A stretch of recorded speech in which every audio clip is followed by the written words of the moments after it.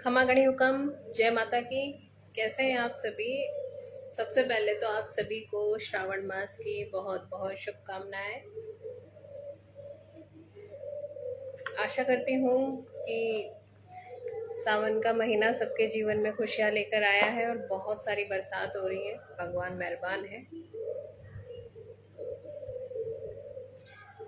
तो मैं आज आपको बता दूं कि मैं बिना मतलब के कभी भी लाइव नहीं आती हूँ। मेरे लाइव आने का कोई ना कोई मकसद होता है, कोई ना कोई मुद्दा होता है।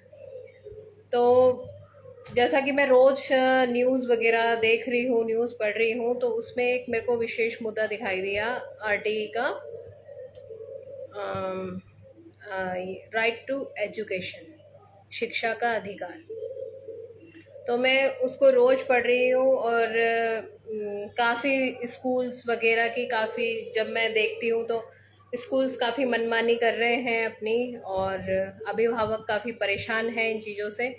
तो मैं सभी के सामने बता दूं कि मैंने इस पे थोड़ा अध्ययन किया है। इतनी मैं पढ़ी लिखी नहीं हूँ, मैंने सिर्फ एमए किया है।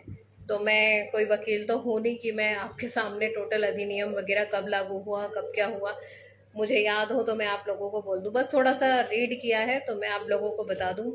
राम राम जी, आप सभी को राम राम, खमा घड़ी, जय माता की और श्रावण मास की बहुत बहुत शुभकामनाएं।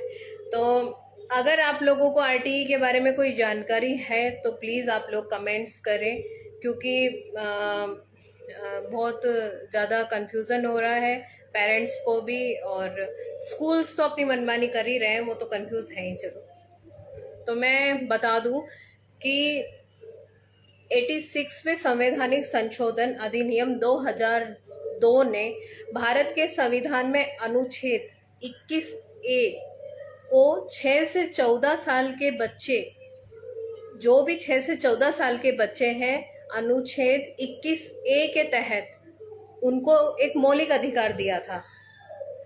तो मौलिक अधिकार में क्या था कि बच्चों को जो शिक्षा मिले वो निशुल्क मिले, ये प्रावधान किया गया था। तो बच्चों को अनिवार्य और मुफ्त शिक्षा का जो प्रावधान होता है वो आरटीई अधिनियम 2009 अनुच्छेद 21A के तहत परिकल्पित कानून का प्रतिनिधित्व करता है। आरटीई कानून कब लागू हुआ था वो मैं आपको बता देती हूँ। 1 अप्रैल 2010 को अनुच्छेद 21A और आरटीई अधिनियम लागू हुआ। 1 अप्रैल 2010 को सरकार ने बच्चों को एक मौलिक अधिकार दिया, जिसमें कि शिक्षा का समान अधिकार है और मुफ्त शिक्षा अनिवार्य प्रदान की जाएगी। तो अभी फिलहाल प्रेजेंट में जब स्कूल के सेशंस स्टार्ट हो जाते हैं तो स्कूल केस करते हैं। देखना, राजनीति हर चीज में होती है, मरने में होती है, जीने में होती है, किसी मतलब कोई भी अच्छा काम हो, गलत काम हो, सब में राजनीति होती है। पर यहाँ पे शिक्षा में भी राजनीति है, यहाँ पर शिक्षा में भी राजनीति हो रही है। तो राजनीति क्या हो रही है मैं बता देती हूँ। जैसे ही स्कूल के सेशंस स्टार्ट होते हैं वैसे ही स्कूल वाले केस करते हैं। स्कूल जुलाई में स्टार्ट हुए तो स्कूल वालों ने जुलाई में केस कर दिया। मामला हाई कोर्ट में पहुंचा।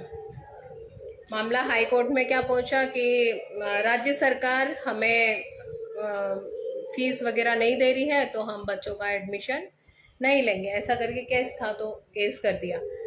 तो ये 4 हफ्तों का में इसका रिजल्ट आना था। पिछली बार इन लोगों ने केस किया, स्कूल वालों ने, तो जनवरी फरवरी में इसका रिजल्ट आया। तो बच्चों का, जो बच्चे आरटीई में एडमिशन ले चुके, उनके भविष्य का क्या, जिनका लास्ट साल था उनका क्या। तो 1 साल में नतीजा आया। तो अभी वापस इन्होंने क्या किया कि जैसे ही सेशन स्टार्ट होते हैं वैसे ही इन्होंने गेम खेला और केस कर दिया हाई कोर्ट में। हाई कोर्ट में केस किया तो अभी 18 जुलाई को हाई कोर्ट का क्या आदेश आया, मैं वो आपको पढ़ के सुना देती हूँ कि मेरे पास कटिंग भी है। 18 जुलाई को माननीय उच्च न्यायालय द्वारा आदेश आता है कि निजी स्कूलों को सरकार करे फीस का पुनर्भुगतान। निजी स्कूल, जो भी प्राइवेट स्कूल है, उसको सरकार फीस, जो भी राज्य सरकार का उद्देश्य है बच्चों को शिक्षा देना। राज्य के बच्चों को शिक्षा देना राज्य सरकार का उद्देश्य है और ये राज्य सरकार को करना चाहिए। तो निजी स्कूलों को सरकार करे भुगतान। तो हाई कोर्ट ने 40,000 निजी स्कूलों को राहत देते हुए राज्य सरकार के उस प्रावधान को रद्द कर दिया है जिसमें आरटीई के तहत प्री प्राइमरी क्लासेस में होने वाले बच्चों के एडमिशन की फीस का पुनर्भुगतान नहीं करने के लिए कहा था। निजी स्कूलों को भी कहा है कि वे सत्र 2023-24 में बच्चों को नर्सरी व फर्स्ट क्लास में एडमिशन दे। अच्छा, यहाँ पे देखना, यहाँ क्या लिखा है कि सत्र मतलब सन 2023 से 24 में बच्चों को नर्सरी व फर्स्ट क्लास, मतलब 2 एंट्री लेवल रख दिए इन्होंने, नर्सरी और फर्स्ट। एंट्री कहाँ से होगी? बच्चों की सिर्फ नर्सरी और फर्स्ट। बाकी 2 क्लास के बच्चे कहाँ जाएंगे? एलकेजी और यूकेजी के। उनकी शिक्षा का क्या? जिनका उनका कोई अधिकार नहीं है शिक्षा पाने का। राज्य सरकार भुगतान राज्य सरकार के ऊपर डिपेंड करता है। ये स्कूल भी क्या करें अब बेचारे। मैं आपको आगे बताती हूँ कि 2 एंट्री लेवल रख दिया एडमिशन के। तो मैं राजस्थान की बात कर रही हूँ, आपको मैं बता दूँ।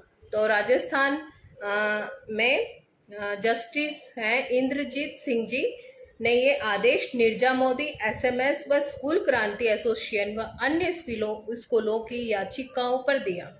अदालत ने माना कि राज्य सरकार को भी गाइडलाइन बनाने का अधिकार है। हाईकोर्ट का यह आदेश प्रार्थी स्कूलों व संगठनों सहित प्रदेश के सभी निजी स्कूलों पर लागू होगा।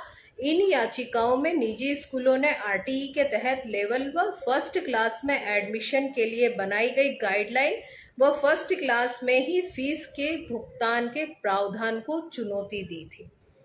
अधिवक्ता अनुरूप सिंधी व प्रतीक कासलीवाल ने कहा कि सरकार आरटीई कानून की धारा 12 व 2 के तहत हर स्टूडेंट को उसकी फीस के पुनर्भुगतान करने के लिए जवाबदेह है। राज्य सरकार ये जो उच्च न्यायालय है, इन्होंने राज्य सरकार को पुनर्भुगतान के लिए कहा, आदेश जारी कर दिया हाई कोर्ट ने। अच्छा, हाई कोर्ट ने आदेश जारी कर दिया, 2 एंट्री लेवल रख दिए कि भाई नर्सरी में एडमिशन होगा और फर्स्ट क्लास में बच्चों का एडमिशन होगा। बाकी अगले सत्र का बता रही हूँ मैं, इस सत्र का नहीं। तो राज्य सरकार के प्रार्थना पत्र से राज्य सरकार ने कोर्ट में, हाई कोर्ट में अपील की कि जिन बच्चों का एडमिशन इस सत्र में हो चुका है, यूकेजी और एलकेजी के बच्चों का, तो कृपया करके उन्हें स्कूल से बाहर ना निकाला जाए और उन्हें प्रवेश दिया जाए। तो ये जो प्रार्थना पत्र राज्य सरकार द्वारा लिखा गया था, तो वो प्रार्थना पत्र हाई कोर्ट ने माना।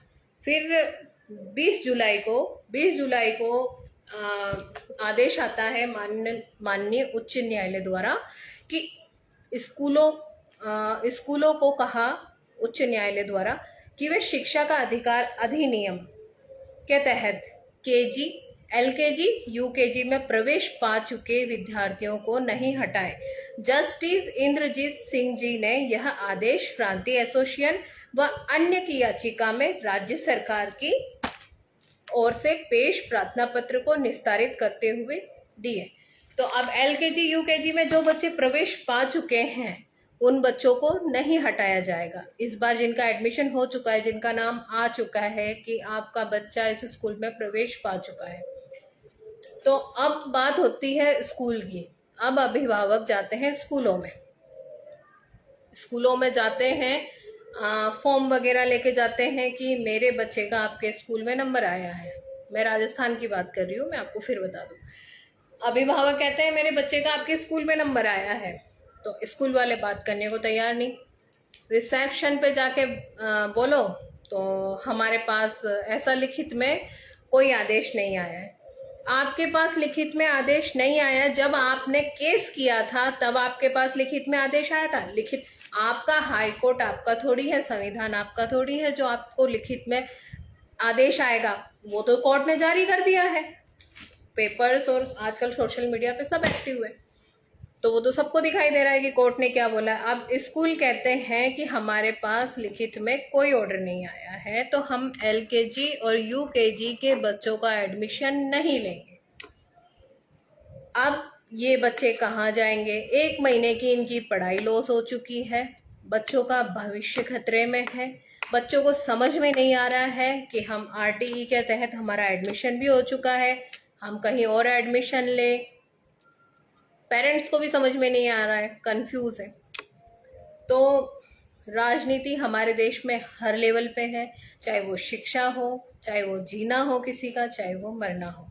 तो मेरा एक हाथ जोड़ के विनती है, स्कूल वालों से भी विनती है और सरकार से भी विनती है, कृपया करके बच्चों के भविष्य के साथ राजनीति ना करें। ये हमारे देश का आने वाला कल है, ये हमारा भविष्य है।